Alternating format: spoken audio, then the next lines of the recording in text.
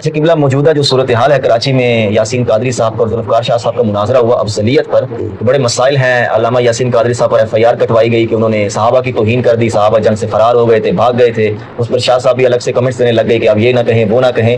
تو افضلیت پر تو ہم بات کر چکے ہیں. ابھی جو مخصوص ایک جو پورشن ہے اس گفتگو کا، صحابہ کا فرار ہو جانا، اس کو اگر واضح کیا جائے کہ ایک سیلف بھاگ جانا افراتفری ہے، یہ گستاخی ہے یا امر واقعہ ہے، اور یاسین قادری صاحب کے بارے میں جو پروپیگنڈا کیا جا رہا ہے، اس کو اگر آپ اپنے انداز میں واضح کریں.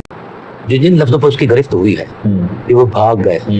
اب آج میں نے نشاندہی کی ہے ایک فورم پر، ٹیلی ویژن کے فورم پر میں نے نشاندہی کی ہے کہ 5 مرتبہ میں نے لفظ فرار کا ترجمہ اعلیٰ حضرت کی زبانی کنز الایمان سے دکھایا ہے. اچھا، اب لفظ فرار کا بھاگ جانا ترجمہ اعلیٰ حضرت کریں تو وہ گستاخی نہیں ہے، صحیح. اور یاسین قادری کرے تو وہ گستاخی ہے.